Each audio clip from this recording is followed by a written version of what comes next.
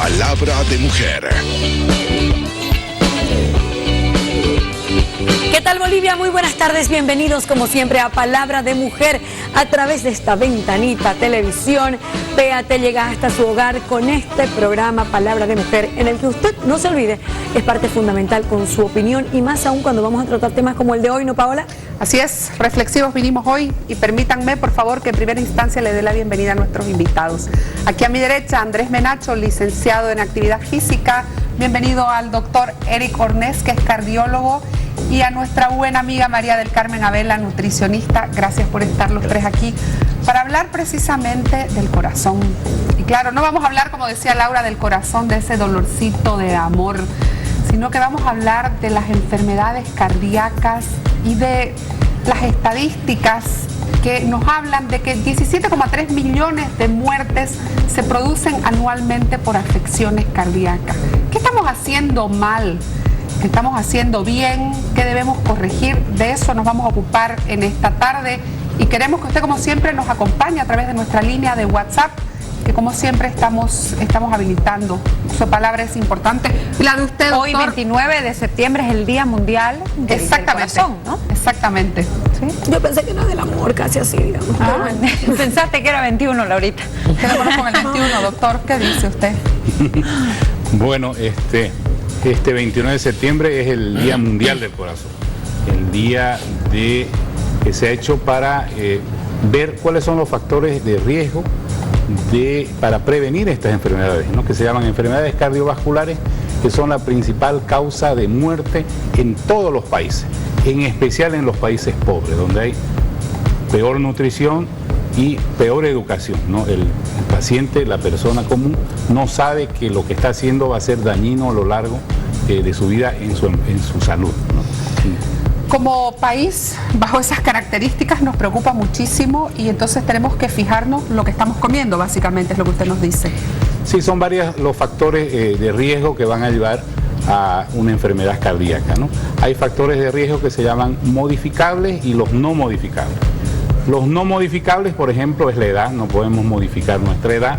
¿Ni con Botox? Aunque cambiemos el carnet de identidad o nos pongamos Botox, a mayor edad, mayor riesgo, ¿no? O el género, ¿no? Si nacimos hombres, vamos a tener mayor riesgo de tener una enfermedad cardiovascular. Ahora, lo que nosotros tenemos que ver cuáles son los que sí se pueden modificar. Y es donde se puede hacer alguna cosa, mucho, para evitar estas enfermedades. Por ejemplo, lo que sí se puede modificar es en el control del peso, la actividad física, en la educación y cuando ya hay otras enfermedades como la hipertensión, en el tratamiento de la hipertensión, en la diabetes mellitus y en la dislipidemia, que es el colesterol elevado. Y las otras cosas que se las puede erradicar totalmente, que sería el cigarro y el sedentarismo. Doctor, en torno a estos aspectos en los que podemos trabajar, en los que podemos hacer algo, el deporte, por ejemplo, es uno que cada vez está teniendo más adeptos, pero hay gente que todavía se rehúsa a darle el visto bueno al deporte con este tema de que muchos deportistas mueren practicándolo porque les viene un paro cardíaco. ¿Qué pasa en esos casos específicos como para romper ese mito? En la muerte súbita sería, ¿no? Claro, el problema es que todo deportista o toda persona que va a hacer una actividad física tiene que pasar por un screening, ¿no? O sea, hay que ver que no tenga enfermedades de base, ¿no? El paciente que se va a morir por hacer deporte es porque tenía una enfermedad. El deporte no le va a hacer nunca un daño al paciente, ¿no? Es que el paciente ya tiene una enfermedad de nacimiento, generalmente son enfermedades congénitas que él no sabía porque nunca fue a un médico y se pone a hacer deporte. Lo bueno es que ahora hay profesionales que saben hacer la actividad física y deberían, toda persona que va a hacer una actividad física debería ir y consultar con esos profesionales. Andrés, por ejemplo, vos sos uno de ellos, de los más renombrados en Santa Cruz. Gracias. Contanos, por favor, ¿qué aspectos vos cuando tenés una persona, yo veo que hacen las evaluaciones y les miden, pero milímetro a milímetro más o menos, ¿no? Parece que le están haciendo un traje. ¿Qué aspectos tomás en cuenta cuando recibís en tus manos una persona que no ha hecho ejercicio antes? Muy bien, Laura. Es importante destacar lo que dice el doctor justamente. Nosotros buscamos los hábitos de vida de esa persona inicialmente. ha hecho actividad física previamente, tiene o sabe si tiene alguna afección cardíaca, tiene o no presión alta o ha tenido presión alta, está controlada, no está controlada, tiene los valores elevados en lo que es colesterol, triglicéridos, visita al médico frecuentemente para enterarse de estos problemas, es lo primero que tenemos que destacar. Posterior a ello, estamos evaluando su forma física. Esto es el peso, si su peso está acorde a su estatura por medio del índice de masa corporal. También estamos evaluando su perímetro abdominal, que es muy importante. En las personas que tienen un perímetro abdominal, en los varones arriba de 100 centímetros y en las mujeres arriba de 90 centímetros, estamos hablando del perímetro del abdomen, tienen un triple riesgo de padecer una enfermedad cardíaca. Eso ya está demostrado estadísticamente. ¿Por qué? Por la acumulación de grasa a nivel visceral. Entonces, la grasa subcutánea, la grasa que vemos y nos estorba, los rollitos, si se pueden tocar no son tan maléficos, son más a nivel estético, pero la grasa interna que está sobre los órganos, esa es la grasa que nos va a terminar matando. Y hay un dicho famoso que se habla un poco en entrenamiento, dice, lo que al final nos mata es la barriga, la panza. Entonces, todos estos índices se van tomando en cuenta, además de la medición del porcentaje de grasa corporal, porque pueden haber muchas personas que al pesarse están con un peso elevado para su estatura, pero puede ser que tengan mucha masa muscular. Pasa mucho con los atletas de fisicoculturismo, donde el médico al evaluarlo dice, está con 5 kilos de sobrepeso, pero ¿cómo? Doctor, si es más masa muscular, entonces en ese caso se desestima el índice de masa corporal y se va por el porcentaje de grasa corporal. Doctor, ¿qué exámenes son los que uno tiene que hacer para ver cómo está el corazón? ¿En qué calidad anda? Va a depender mucho de la edad y de qué tipo de actividad física va a hacer, ¿no? Si va a ser una actividad persona física sedentaria, perdón. Recreativa, digamos, no se necesitan muchos exámenes físicos, tal vez con un electrocardiograma y una radiografía y medirle la presión arterial y exámenes básicos como ver su colesterol y su azúcar sean necesarios. Ya si el deportista, digamos, va a ser ya una maratón o va a ser una competición, ahí ya se tienen que hacer estudios más complejos, como por ejemplo hacer un ecocardiograma. No sé, no me tinca el maratón. Hay un término que yo he escuchado más de alguna vez, que es el tema de la obesidad de la pobreza, que tiene que ver con lo que hablaba el doctor, esta necesidad de comer mal, básicamente por un tema económico, por un tema monetario, que afecta muchísimo a los países pobres y que eso, excesos de hidratos de carbono, Grasa. Un tema de cultura también, ¿no? A mí me preocupa el tema más que, no sé si cultural, el tema económico y cómo eso nos afecta a un país y si se ha estudiado eso en un país como el nuestro, ¿no? Bueno, nosotros tenemos un solo estudio que se ha hecho sobre obesidad, hipertensión y diabetes el año 98. Y ese estudio ha reflejado evidentemente que hay prevalencias muy elevadas, especialmente en Santa Cruz, porque el estudio se hizo Santa Cruz, La Paz, El Alto y Cochabamba, y Santa Cruz es el que presentó mayor elevación de obesidad, de diabetes y de hipertensión. Lo que sucede es lo siguiente, que dentro de los alimentos, los que duran más tiempo, que no necesitan mayor cuidado para manejarlos, son obviamente todo lo que es cereales, y estamos hablando de pan, que es el alimento más barato, una fuente de calorías barata, que es accesible a todo el mundo, además que está, sea cual sea la cultura, está muy inmerso en los hábitos, ¿ya? Estamos hablando de lo que pueda ser un arroz o un fideo, una papa, es decir, son alimentos que no necesitan mayormente que tengan un refrigerador, ¿no es verdad? Hablando del plato típico cruceño, majadito, arroz, yuca, plátano. Exacto. Ahora, Fíjate el plato paceño lo que tiene. el plato También, ¿no? paceño Haba. tiene haba, choclo y papa. Le aumentamos ahí el queso como la proteína, como en el caso del majadito le aumentamos el huevo, ¿no? Para darle la proteína de alta calidad. Pero evidentemente es Yo un creo que se común lo aumentamos denominador. porque es rico, más que proteína de alta Vamos a calidad. comer puro plato paceño nomás.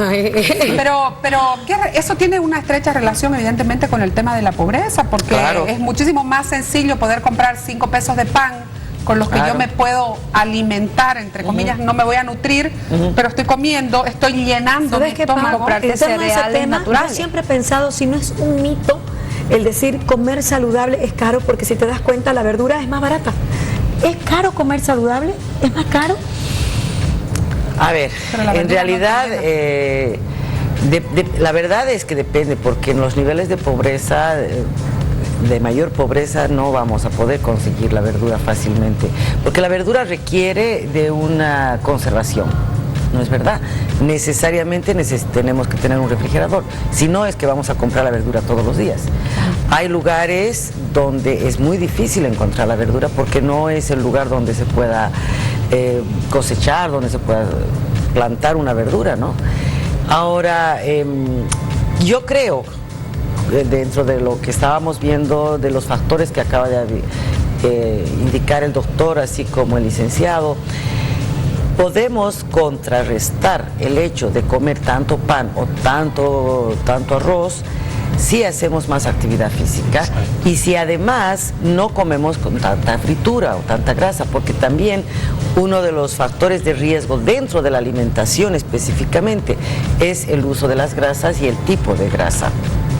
Una fritura nos va a permitir que el aceite se eleve a cantidades que pueda luego no ser fácilmente metabolizado en el organismo, y a veces creo que ya se está desechando más la práctica, pero muchas veces se reutiliza el aceite, ¿no? Y entonces es mucho más riesgoso porque además ya tiene otro factor cancerígeno ese aceite.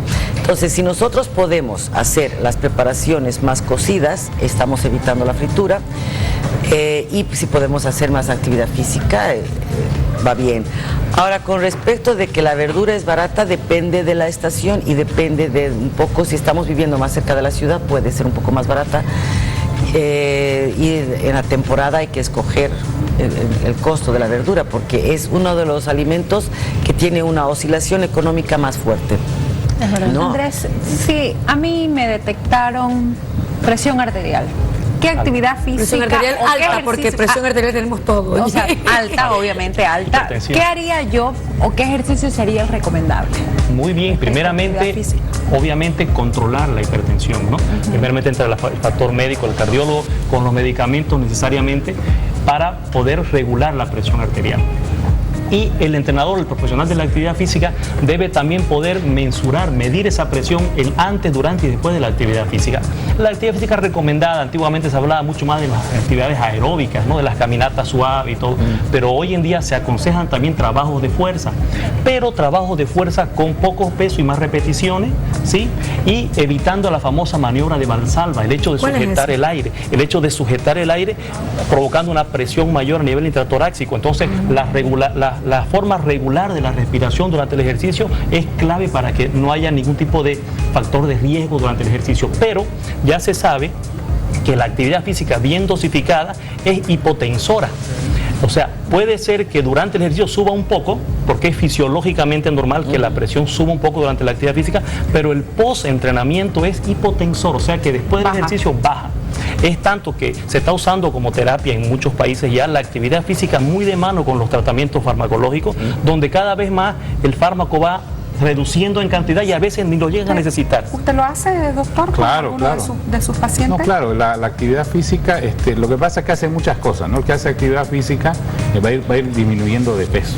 El que hace actividad física generalmente va con una nutrición adecuada. Menor consumo de sal, eso de por sí va a bajar la presión arterial, ¿no? Y como él dice, más bien hay que tener cuidado, el que está tomando hipotensores y vaya a jugar un partido de fulbito, se le baja la presión a veces a niveles que el paciente se desmaya. Entonces hay que ir graduando los antihipertensivos en pacientes que hacen actividad física. Qué importante ese punto que toca usted, doctor, del tema de la sal, porque, ay, Dios mío, que comemos salado en este pueblo, bueno, en el país en realidad, o sea, tendemos a comer todo con sal. Sobre todo en el oriente.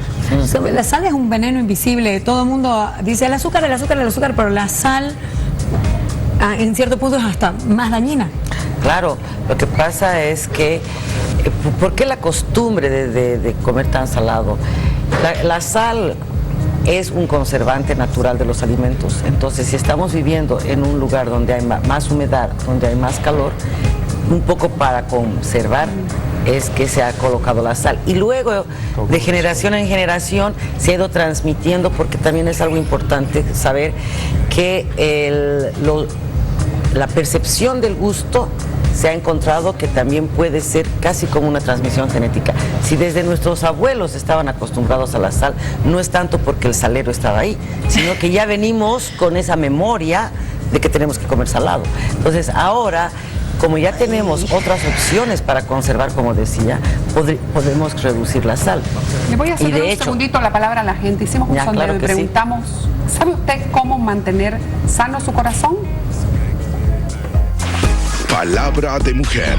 No sé, la alimentación, supongo. Hacer ejercicio, andar y también tomar mucho líquido y cuidarse en las comidas, no comer mucho frito. Ejercicios, caminata y cuidar la alimentación. No como mucho, sí, lo que me afecta al corazón.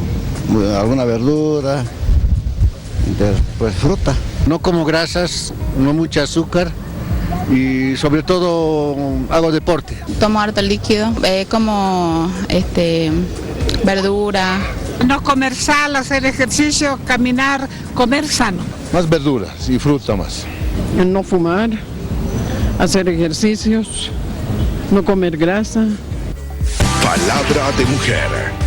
Me da la impresión de que tenemos una parte del camino recorrido. En teoría estamos bien. El conocimiento, exacto. Pero de ahí del conocimiento a la práctica, me parece que hay una distancia importante que no somos capaces de recorrer, porque yo decía al principio, 17,3 millones de personas mueren por problemas cardíacos que podrían evitarse.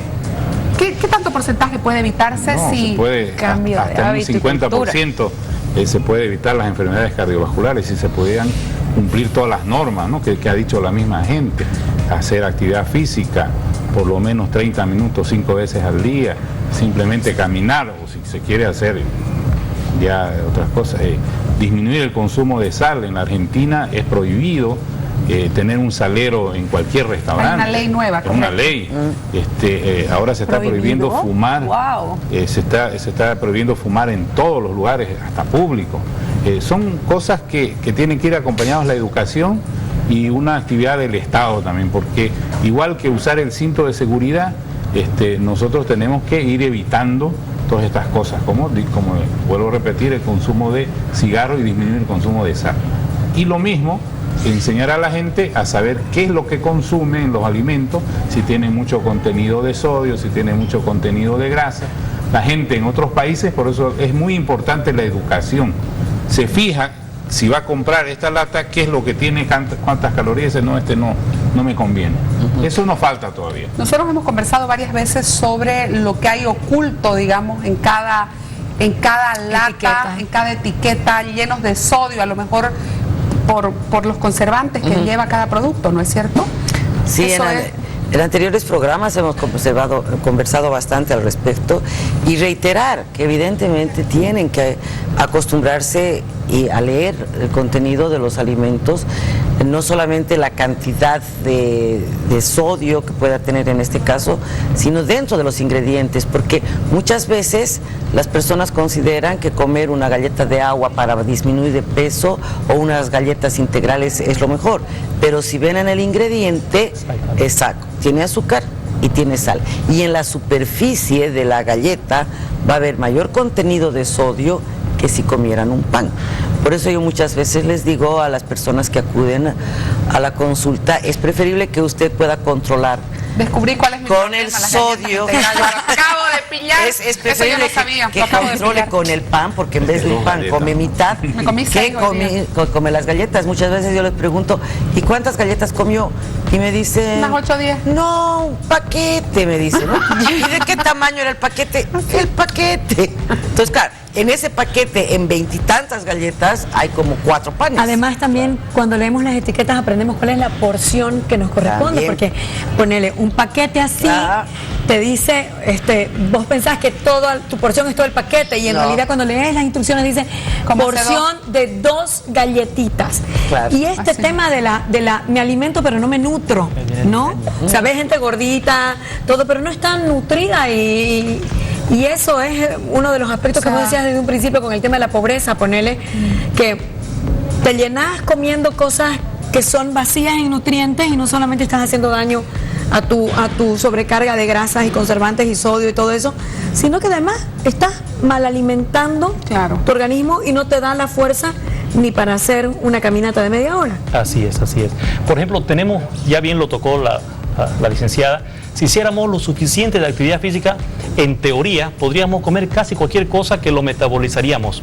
Y aquí tenemos el ejemplo de muchos atletas de alto nivel, por ejemplo el caso de Michael Phelps, que consume 10.000 calorías. Casi me muero, quiero ser nadadora olímpica. Y tiene un porcentaje bajísimo, menos de 10% de grasa. Pero él es de otro planeta. Voy 15.000 calorías. Son ejemplos extremos. Por favor, no me hagan esto, digamos, ellos son de otro planeta. Y tiene que consumir de todo, ¿no? Claro, para poder abastecer por su gasto calórico.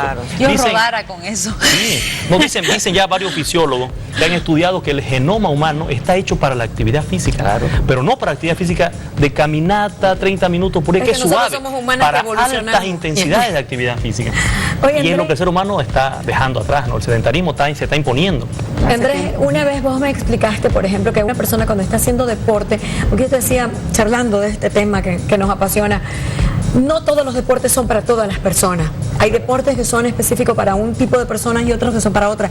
Y una de las buenas maneras de descubrir si te está haciendo bien o mal es la de medir tu presión cardíaca, tu ritmo cardíaco. Y no siempre se puede porque no siempre tenés tal vez hasta los recursos para contratarlo a don Andresito. Pero, ¿cómo puedo hacer? Por ejemplo, yo que decidí empezar todos los domingos a caminar en los parques tan bonitos que hay en nuestro país. ¿Qué hago? ¿Cómo arranco? Bien, muy buena pregunta. La verdad es que la gente cree que es solo salir a caminar. O sea, lamentablemente debería ser algo tan natural salir a caminar, pero con el estado de sedentarismo en el que estamos, implica tener otros prerequisitos para hacerlo de manera sana. Por ejemplo, necesitamos saber nuestro peso corporal y de acuerdo al peso saber si la amplitud del paso tiene que ser mayor o menor. Mientras más pesado estoy, menos amplitud mi paso, para no tener mayor choque articular. Primero, zapatilla adecuada. No vestirse, no sobreabrigarse, que muchos creen que por sudar un poquito más van a bajar más de peso. Esos bucitos del espacio son plateaditos totalmente, son desaconsejables totalmente, azules, plateados, ¿no? Medio astronauta. La verdad que lo que están esas lo personas voy a vender en eBay. están casi provocándose un choque de calor. Hay que explicarles muy bien que lo importante es que haya un gasto calórico, no una sudoración mayor. Sí, es importante. Después, la dosificación en frecuencia cardíaca es muy importante, es muy interesante. Por ejemplo, se sabe que hay una fórmula muy común que se está manejando, que es la fórmula de Carbonen, que es simplemente un número constante, que es la 220 menos la edad. Y esa viene a ser la frecuencia cardíaca máxima teórica, porque la frecuencia cardíaca máxima real solo se la consigue en un test físico máximo. Mal asunto la matemática, a ver, 220 menos 39, digamos. Ahí está, entonces sacamos ese cálculo y esa sería la frecuencia cardíaca máxima. Máxima que yo puedo alcanzar mientras estoy entrenando. Exacto, como seguridad. Y en base ya a ese valor, más hay otro tema importante, la frecuencia cardíaca en reposo se llama, porque ahorita nosotros sentados aquí no estamos todos con la misma frecuencia cardíaca, va a depender de nuestro estado físico, nuestra edad, como bien lo decía, los otros son factores, si fumamos o no fumamos. Por ejemplo, Claudia, que es deportista, atleta, puede estar ahorita con 60 latidos por minuto, yo que estoy un poquito menos activo, de repente puedo estar con 70, 75, aparte soy un hombre más grande, y así cada uno tenemos nuestra individualidad. En base a ese valor más, hay una ecuación que se puede transformar y podemos establecer los rangos de dosificación en frecuencia cardíaca, ¿sí? Pero eso obviamente lo hace más un profesional.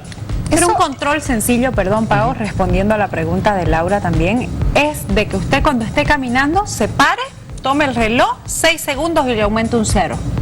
Ese le va a dar su frecuencia cardíaca actual en la caminata. Entonces, otro factor importante es 200... Estoy caminando, me paro, tomo el reloj, miro el cronómetro, 6 segundos, solo 6 segundos, y me tomo el pulso ya decía, y le aumento el 0. Entonces tomo el pulso aquí en la garganta, donde se siente la vena. Sí, tenemos las carótidas, tenemos la arteria radial, entonces, pero los puntos más comunes son la carótida. Aquí se nos siente más. Exacto, entonces yo agarro el cronómetro, como bien lo decía Claudita, y en 6 segundos yo mido cuántas veces sentí el pálpito. Y eso es sencillo, le aumento un 0 y tengo mi 100 y algo. Otro parámetro es súper exacta, ¿eh? O sea, hay más exacta, como por ejemplo la de 15 segundos, la de 30 segundos. Más exacto que eso es el frecuencímetro cardíaco, que ahora se puede comprar también y no están demasiado caro, de varias marcas. Lo otro que es importante, una referencia, si todavía estoy haciendo un trabajo de caminata a una intensidad moderada, es que yo pueda conversar. Cuando ya comienzo y no puedo conversar, estoy muy agitado, de repente estoy entrando en una frecuencia cardíaca alta y estoy entrando en una zona de mayor intensidad. Entonces eso hay que dosificarlo, va a depender mucho de la persona. Voy a leer unos mensajes que tengo, por favor, en el WhatsApp. Buenas tardes, debemos cuidar nuestro peso y comer saludable. Estos pequeños cambios pueden generar muchos beneficios en nuestra vida. Muchísimas gracias, Fabiola, por su comentario. Buenas tardes, ¿cuáles son los alimentos que mantienen sano mi corazón? Dice Luisa desde Cochabamba. Qué buena pregunta, gracias Luisa. Hay estos alimentos que dicen que nos mantienen sano el corazón, el brócoli, por ejemplo, siempre leo maravillas. ¿Cuáles son otros alimentos que pueden ayudarnos a mantener sano el corazón? Se está hablando mucho de los alimentos que tienen mayores pigmentos porque tienen una sustancia que ayuda a mantenerlo saludable. Hablamos del pimentón, del brócoli, después hablamos de la berenjena, hablamos del berro, los berros también, las nueces, ¿no? Todo eso lo que ya son siendo grasas, secos, ¿no? Por lo que son grasas esenciales buenas, ¿no? Claro, también podemos citar a la linaza, el sésamo, la chía, porque tienen los ácidos grasos omega. La linaza especialmente tiene el omega 3, el 6 y el 9 y eso ayuda mucho a la salud del corazón. Y la chía, que veo mucha gente que está consumiéndola y cada vez se masifica más su utilización. La chía también tiene ácidos grasos, el omega 3. Sí, a mí me parece importante, querido doctor, el filtro que hacen ustedes como médicos cuando llega alguien que ya tiene de repente un antecedente familiar y que puedan tener este conocimiento que nos compartías ahora, ¿no? Porque si yo como vil mortal que nunca hice ejercicio o que hice poco o que no sé que puedo mejorar mi calidad de vida, a lo mejor no sé que existe esto de la frecuencia cardíaca, que puedo ir midiendo mi desempeño y mejorando. ¿Existe esta orientación? Eso debería existir, ¿no? Debería existir, o sea, la labor que nosotros... ¿Hace falta campaña? Sí, hace falta campaña. La labor que uno tiene como médico es también educar, ¿no? O sea, yo creo que la principal labor que tiene es educar. Entonces, yo, por ejemplo, les enseño cómo caminar. La idea a nivel de la Organización Mundial de la Salud es no hacerla muy complicada la cosa. Claro. Si yo voy a decirle a un paciente, no me interesa su frecuencia cardíaca, la verdad, sí me interesa su presión arterial. Lo que me interesa es un poquito lo que dijo él. Usted me camina, mejor si camina con otra persona, porque yo le estoy dando consejos a un paciente de 70 años, no a ustedes. Me camina, empieza con 10 minutos, 15 minutos, hasta llegar a media hora y nunca se va. En el momento que usted se cansa, se para. En el momento que le empieza a doler el pecho, porque tengo pacientes que tienen stent, cirugía del corazón, se para. Y siempre esté hablando, y si se empieza a cansar al hablar, es que está caminando muy rápido o demasiado. Esas son las cosas básicas para no complicar, digamos. Igual que tu entrenamiento. Ahora, es diferente cuando yo quiero bajar de peso, yo soy una persona un poco más joven y quiero hacer todo un entrenamiento. Ahí sí requiero tener un entrenador físico y charlar menos y hacer la cosa en forma ya más profesional. Doctor, digamos, ¿no? Y hablando del tema de la edad, o sea, muchas veces insisto en este tema de la edad, yo pelada, digamos, ¿no? Porque a veces voy y me hago un estudio, ay, que eso es exagerada, lo he dicho en otros programas. ¿A partir de qué edad? 18, 20, ¿me puedo hacer un electrocardiograma o un análisis más específico del corazón? X, la sangre, colesterol y le agrego, ¿por qué una persona de 20 años debería hacerse si es que...? La verdad es que si es una persona saludable, que no tiene factores genéticos, no debería en los primeros 20. Recién a los 40 años más o menos, uno tendría que hacerse un screening. Te dije, eso es exagerado. Si uno tiene que su padre o su madre se murieron antes de los 55 años por un infarto, sí.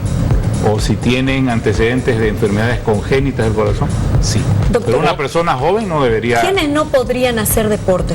¿A quiénes se le dice, no, vaya a su casa, échese? Échese. O sea, depende del deporte, ¿no? Depende de la actividad física, ¿no?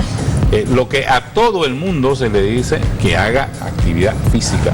Puede ser mínima, puede ser en su habitación, puede ser echado en la cama, lo que sea, de acuerdo a la edad y de acuerdo a las limitaciones que a veces escucho decir, ay no puede hacer ejercicio porque tiene marcapaso. No puede hacer ejercicio porque tuvo un preinfarto. El que tiene stent tiene que hacer ejercicio, el que tiene marcapaso tiene que hacer ejercicio, el que está operado del corazón tiene. Pero no de alta intensidad, claro, tienen que ser intensidad media baja.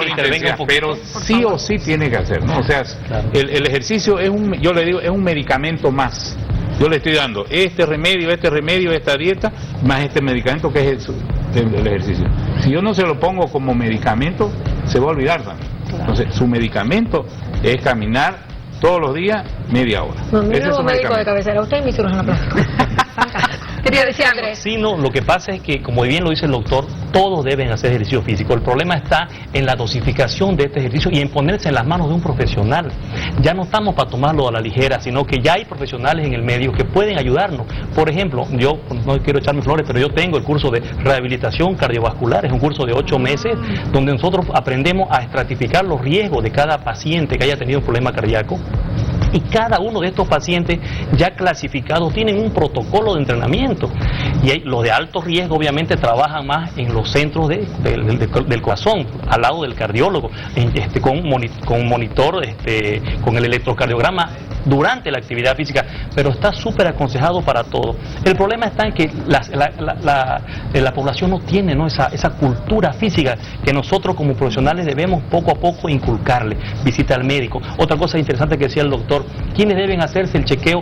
Estas personas que él dijo, pero también esos que tienen estos grandes retos, porque vivimos en un tiempo donde los retos son muy importantes y los retos físicos más aún. Las maratones. Quiero hacer una maratón. Como el año pasado tuvimos una triste historia, ¿no? Todas estas personas que van a someterse a entrenamiento para el rendimiento deben pasar por el cardiólogo, entre otros médicos, ¿no? Pero la parte cardiovascular, porque en fin, no se va a morir de repente de un esguince de tobillo, pero de un infarto al miocardio se puede morir de manera súbita, ¿no? Como ya hemos visto, lamentablemente. Doctor, me gustó esa palabra que usa Andrés, el de la rehabilitación. ¿Se puede recuperar un corazón dañado? Claro. Y no por amor, digamos, esta persona que llega con triglicéridos altos, con presión arterial alta, ¿puede cambiar su diagnóstico? Claro, cambia su diagnóstico, su pronóstico y su calidad de vida, ¿no? El ejercicio es fundamental para la rehabilitación. Como él dice, lamentablemente no tenemos centros todavía de recuperación cardiovascular. Estamos planificando nosotros hacer un centro donde sí tenés que tener ahí en ese tipo de pacientes, estar todos monitorizados, tener desfibriladores, tener un cardiólogo o médicos que puedan recuperar a un paciente que pueda hacer un paro cardíaco, pero sí, después de las cirugías cardíacas, después de todo eso, se hace, y se tiene que hacer. Eso es lo único que va a recuperar el corazón y toda la actividad física, y va a evitar los factores de riesgo que llevaron a esa enfermedad, por ejemplo un infarto. Si no hace la actividad física, si no cambia su dieta, si no toma sus medicamentos, va a tener un segundo, un tercer infarto hasta que se muere. Tiene que cambiar toda su vida. Yo trabajo, por ejemplo, con personas que han tenido infarto miocardio. Entonces, estamos en estrecha comunicación con el cardiólogo, sabemos la frecuencia cardíaca máxima a la que él va a llegar. Obviamente, muchos están beta bloqueados, que son drogas que no permiten que el corazón aumente mucho su estrés cardíaco. Entonces, trabajamos en una zona segura, pero estas personas están súper aconsejadas para rehabilitarse totalmente la actividad física bien dosificada. Quiero agradecerles muchísimo por habernos acompañado y creo que damos un gran paso en el tema de concientizarnos para cuidar más nuestro corazón en esta fecha tan importante. Muchísimas gracias a Andrés Menacho, licenciado en actividad física, gracias al cardiólogo, el doctor Eric Ornés, y a María del Carmen Abel, la nutricionista.